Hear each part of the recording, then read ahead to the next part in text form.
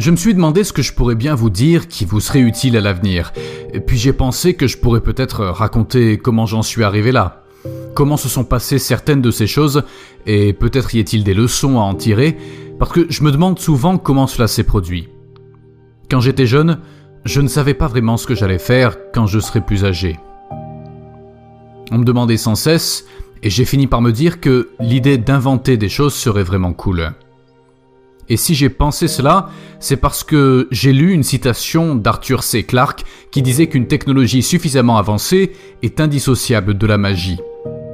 Et c'est tout à fait vrai. Si vous revenez 300 ans en arrière, les choses que nous considérons comme acquises aujourd'hui, vous seriez brûlé sur le bûcher pour, disons, être capable de voler, c'est fou.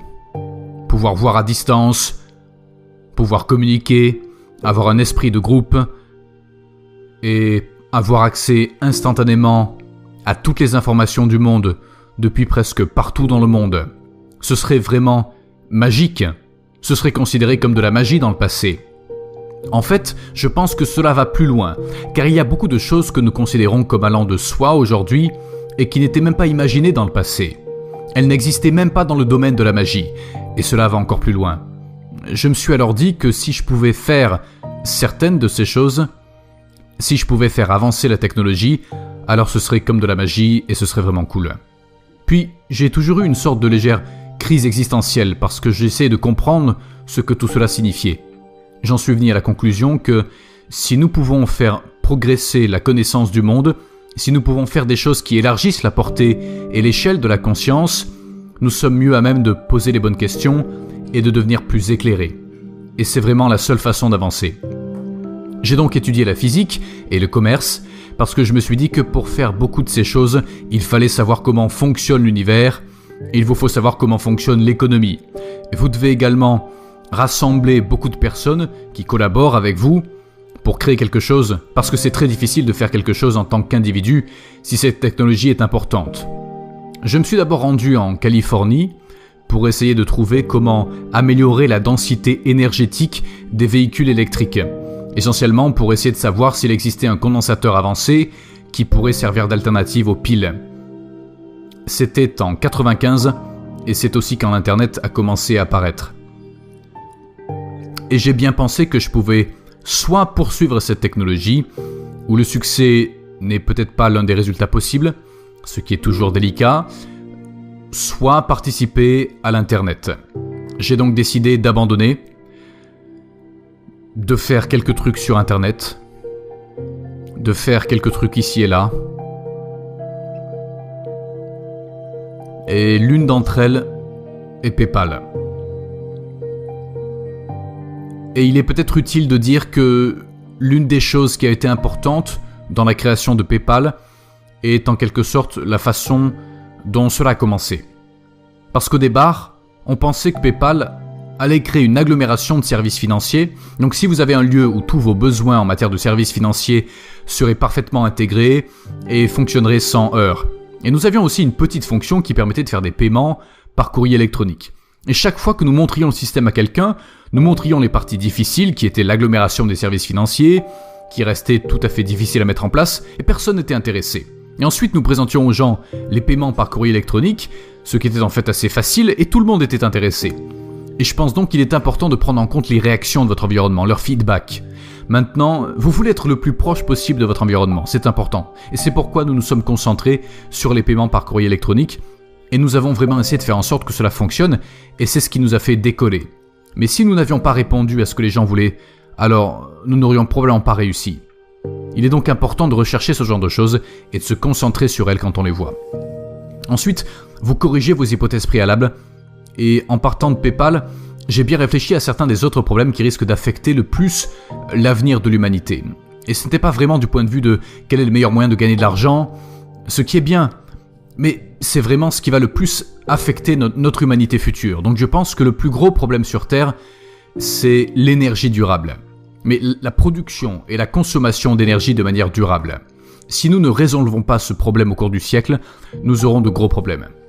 Et l'autre étant l'extension de la vie au-delà de la Terre pour rendre la vie multiplanétaire. Ainsi, le second est la base du projet SpaceX et le premier est la base de Tesla et de SolarCity. Et quand j'ai lancé SpaceX, je me suis dit au départ qu'il était impossible de créer une société de fusées. Je n'étais pas si fou que ça. J'ai bien réfléchi à la manière d'augmenter le budget de la NASA. C'était en fait mon objectif initial. Donc j'ai bien pensé que si nous faisons une mission à faible coût sur Mars, un endroit appelé Mars Oasis, où l'on fait atterrir des graines et un gel nutritif déshydraté, et où l'on les hydrate à l'atterrissage, on obtient donc ce superbe plan de plantes vertes sur un fond rouge, et le public a tendance à réagir aux précédents et aux superlatifs. Et ce serait la première vie sur Mars, la plus lointaine que la vie ait jamais parcourue. Et pour autant que nous sachions, je pensais bien que ce serait suffisant pour susciter l'enthousiasme de certains et donc augmenter le budget de la NASA. Il est donc évident que le résultat financier d'une telle mission serait probablement nul. Donc, rien de mieux que cela n'était envisageable. Je suis donc allé 3 fois en Russie pour étudier la possibilité d'acheter un ICBM remis à neuf, parce que c'était la meilleure affaire et que je peux vous dire que c'était très bizarre d'aller là-bas en 2000, fin 2001, 2002. Je suis allé voir les forces de fusée russes et je leur ai dit que j'aimerais acheter 2 de vos plus grosses fusées, mais qu'ils pouvaient garder la bombe nucléaire. C'était vraiment fou. Ils pensaient que j'étais fou, mais j'avais de l'argent, donc c'était ok. Après avoir fait plusieurs voyages en Russie, je suis arrivé à la conclusion qu'en fait, ma première impression était fausse, car ma première pensée était bien qu'il n'y a pas assez de volonté pour explorer et nous étendre au-delà de la Terre, et d'avoir une base sur Mars et ce genre de choses. Mais je suis arrivé à la conclusion que c'était faux. En fait, il y avait beaucoup de volonté, en particulier aux États-Unis, car les États-Unis sont le pays des explorateurs. Les gens sont venus ici d'autres parties du monde, et je pense que les États-Unis sont vraiment une distillation de l'esprit de l'exploration humaine. Mais si les gens pensent que c'est impossible, ou que cela va complètement casser le budget fédéral, alors ils ne le feront pas. Donc après mon 3e voyage, j'ai dit ok, ce que nous devons vraiment faire ici, c'est essayer de résoudre le problème du transport spatial, et j'ai lancé SpaceX. Et ce, contre l'avis de presque tous ceux à qui j'ai parlé. Mon ami m'a fait asseoir et regarder un tas de vidéos de fusées qui explosent. Et laissez-moi vous dire qu'il n'avait pas tort. C'était difficile au début, parce que je n'avais jamais rien construit de physique. Enfin, je veux dire que j'avais construit des petits modèles de fusées quand j'étais enfant, ce genre de choses, mais je n'avais jamais fait construire quelque chose de physique dans mon entreprise. Il faudrait que je trouve le moyen de faire toutes ces choses et de réunir la bonne équipe de spécialistes. Nous l'avons fait et nous avons échoué 3 fois. C'était difficile parce qu'avec une fusée, la note de passage est de 100%. Et on ne peut pas tester la fusée dans l'environnement réel dans lequel elle sera. Ainsi, je pense que la meilleure analogie pour l'ingénierie des fusées, c'est comme si vous vouliez créer un morceau de code, un morceau de logiciel vraiment compliqué. Vous ne pouvez pas exécuter le logiciel comme un tout intégré et vous ne pouvez pas l'exécuter sur l'ordinateur sur lequel il est censé fonctionner à la fin. Mais la première fois que vous le mettez en place et que vous l'écrivez sur cet ordinateur, il doit fonctionner sans bug. C'est l'essence même du logiciel. Donc, nous avons raté le coche. Le premier lancement, j'ai fini par ramasser des morceaux de fusée sur le site de lancement. C'était un peu triste. Mais nous avons appris à chaque succès des vols et nous avons pu finalement, avec le 4e vol en 2008, atteindre l'orbite.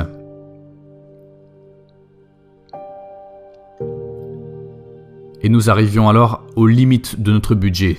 Donc, Dieu merci, on a réussi. Je pense que la 4e fois, c'est la bonne. Alors nous avons mis le Falcon 1 en orbite et nous avons commencé à le faire évoluer vers le Falcon 9 qui est d'un ordre de grandeur de magnitude plus poussé. La fusée est d'environ 1 million de livres de poussée. Nous avons réussi à la mettre en orbite et puis à développer le vaisseau spatial Dragon qui a récemment pu s'amarrer et revenir sur Terre depuis l'espace.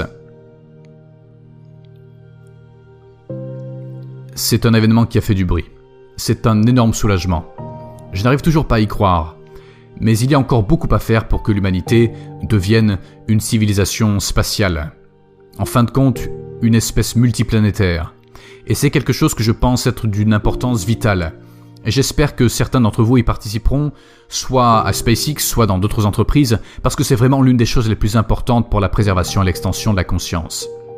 Il est important de noter que je suis sûr que les gens savent que la Terre existe depuis 4 milliards d'années et que la civilisation, du moins en ce qui concerne l'écriture, existe depuis 10 000 ans, ce qui est généreux.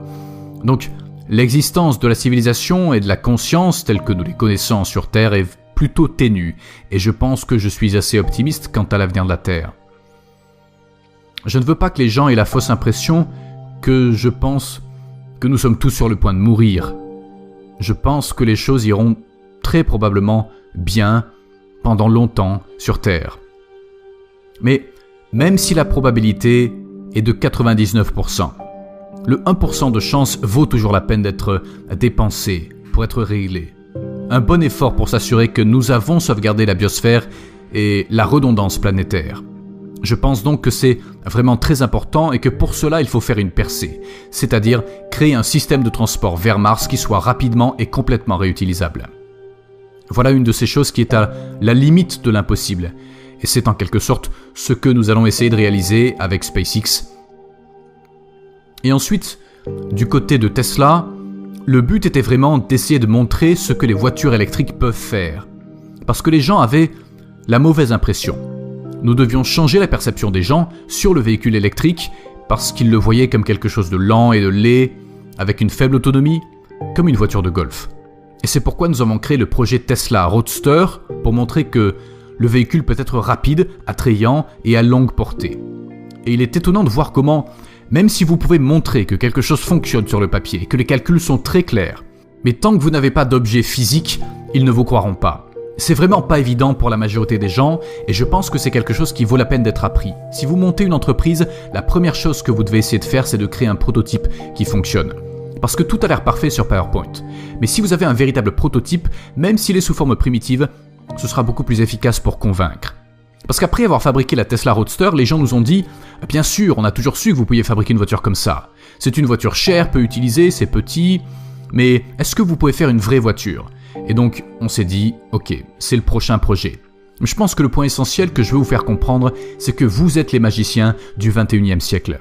Ne laissez rien vous retenir. L'imagination est la seule limite, et créer est magique. Merci.